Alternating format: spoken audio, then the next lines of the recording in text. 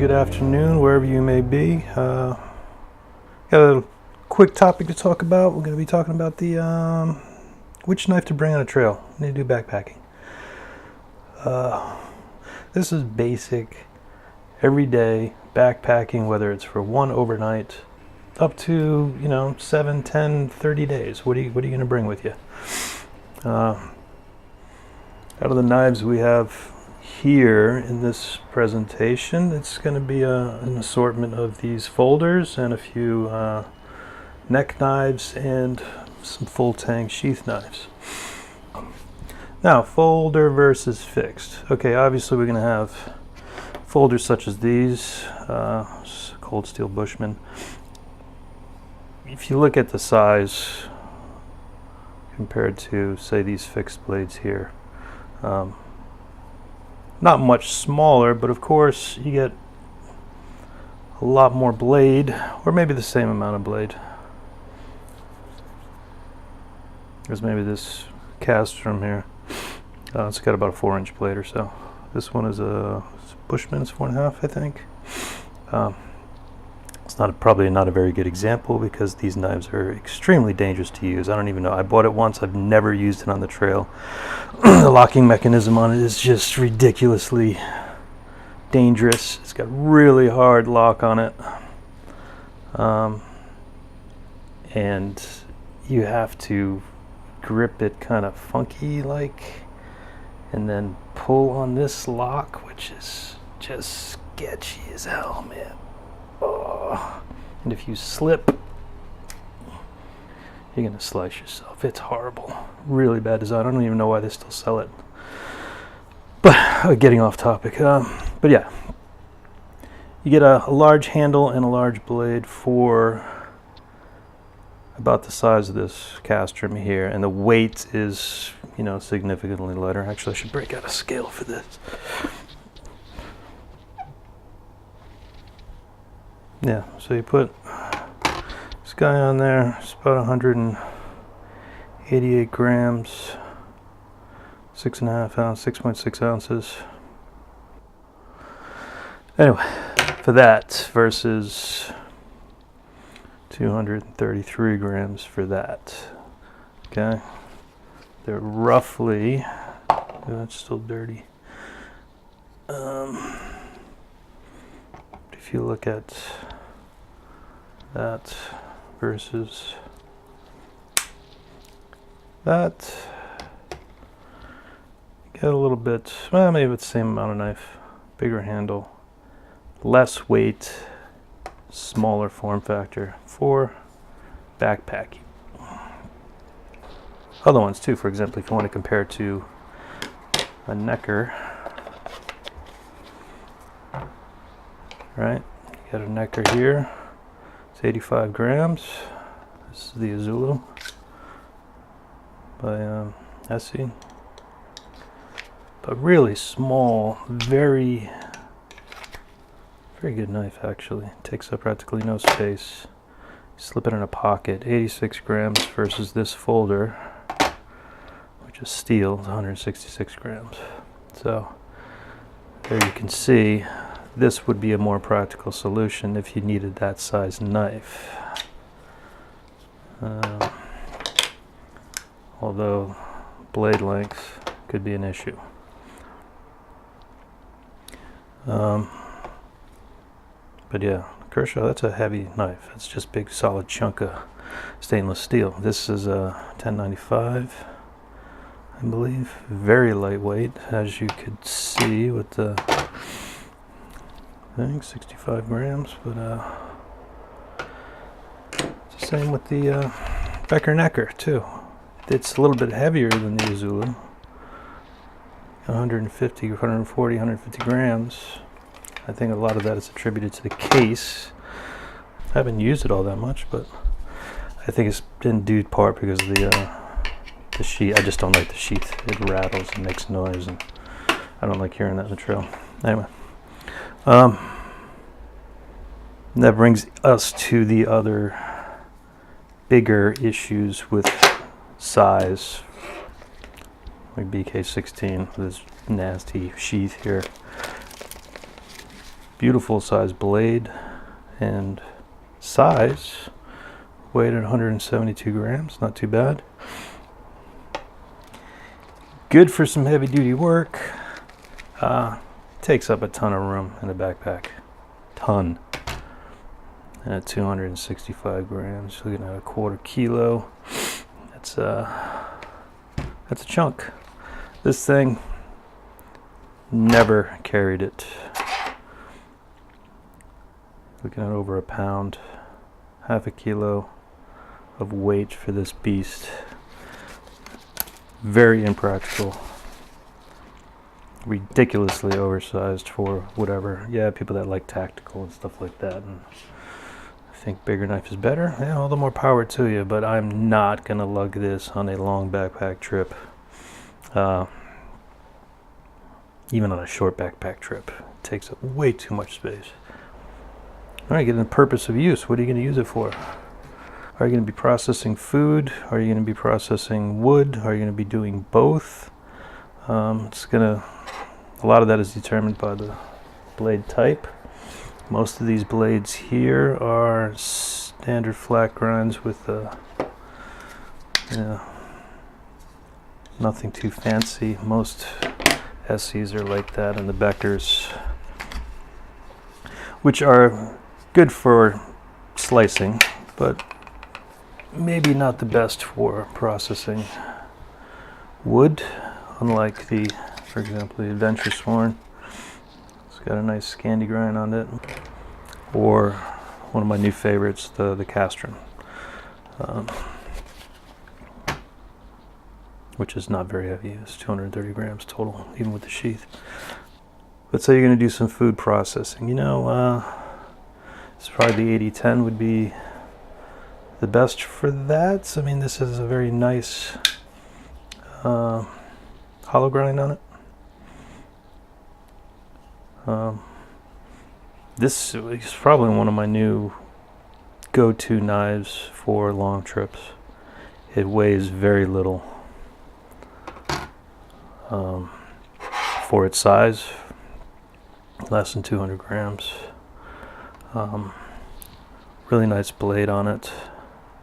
4-inch blade, which is right in the ballpark of a good bushcraft knife.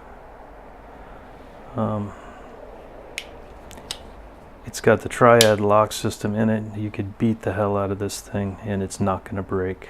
I think I saw a video when they were doing a weight testing on the handle or the locking thing, and they ran out of weights, got up over 800 pounds or something like that before it broke.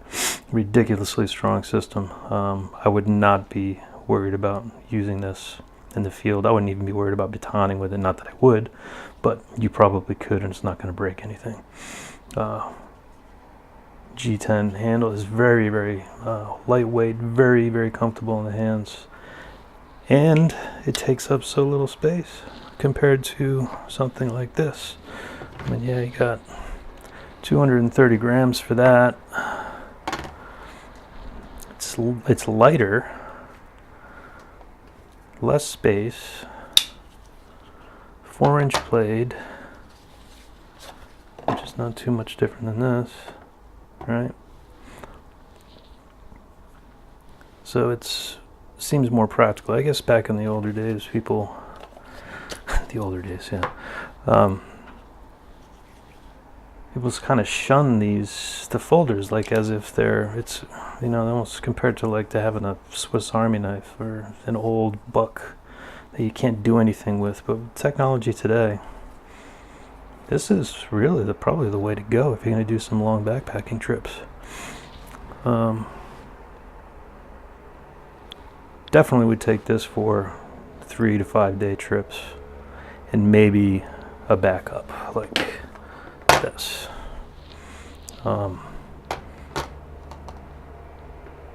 This one, like I said, you just slip in the pocket. It's like nothing. You don't even know it's there. It's less weight than a wallet. But this could be a good beater. You get to do everything with that.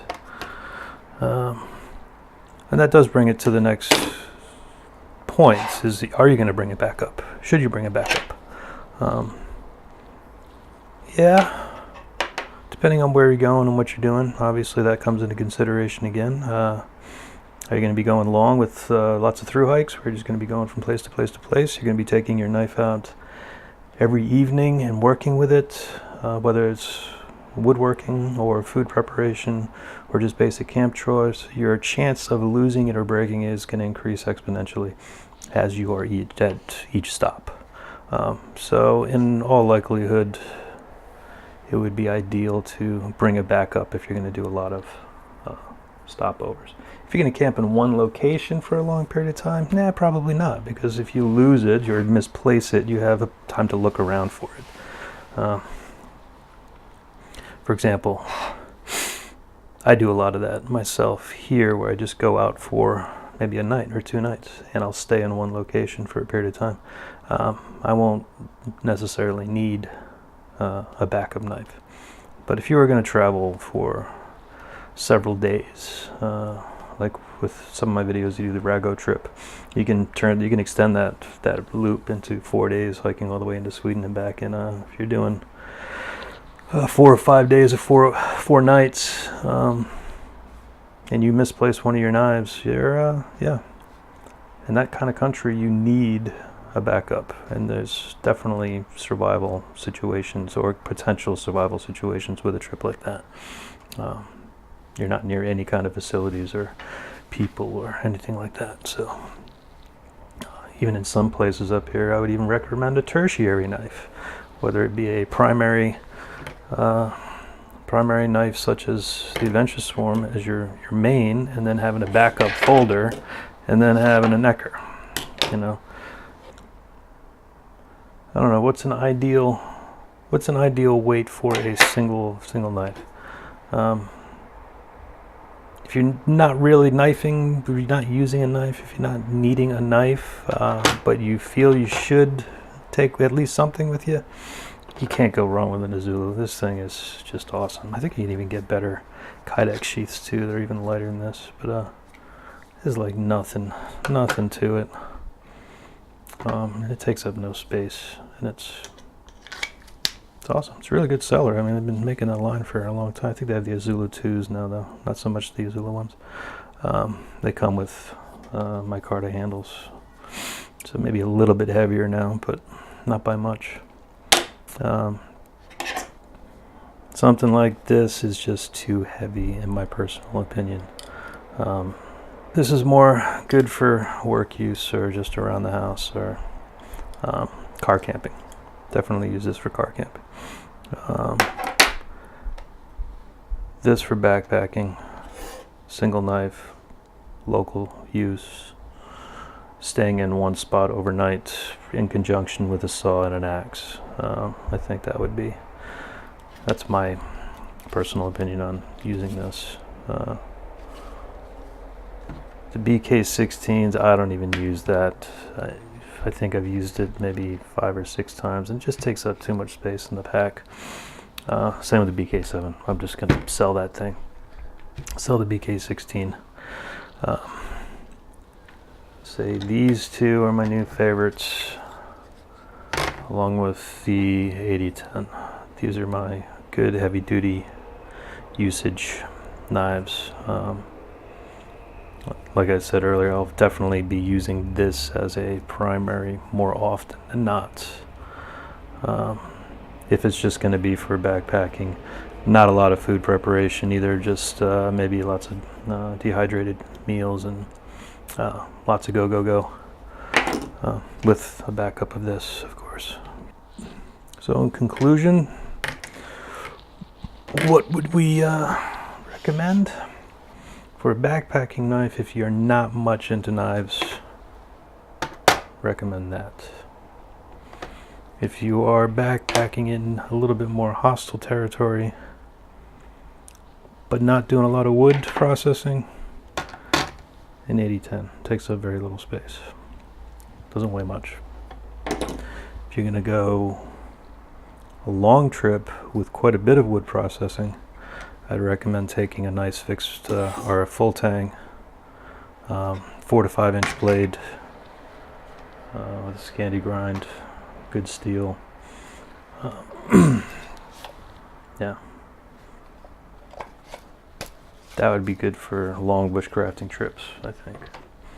And if you're going to a place where you're going to be going lots of through hikes, then I would, I think I would, a lot of through hikes like on Appalachian Trail, I think I would take one of those and one of those. No, I take that back. Appalachian Trail. So if you go on an Appalachian Trail, I think that would be the way to go. If you need a knife, probably go even smaller too. Very remote trek where there's not a lot of facilities, there's not a lot of towns, is very far from any kind of rescue. I would definitely take that and that. That would be my recommendation, or that and that. But if you're gonna be in a place where there's, or an area or a region that is not so scary, yeah, I guess it would be those two.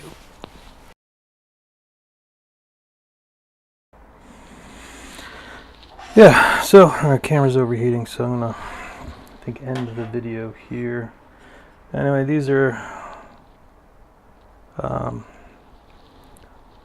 backpacking. Yes, yes, yes, no, yes, yes.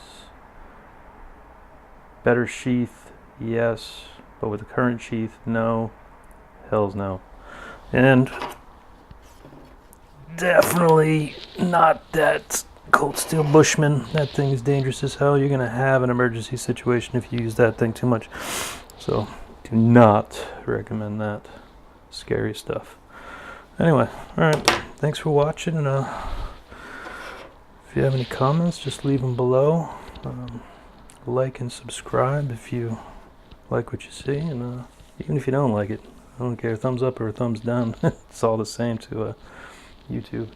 Alright, until next time, take it easy and get outside. Alright, cheers.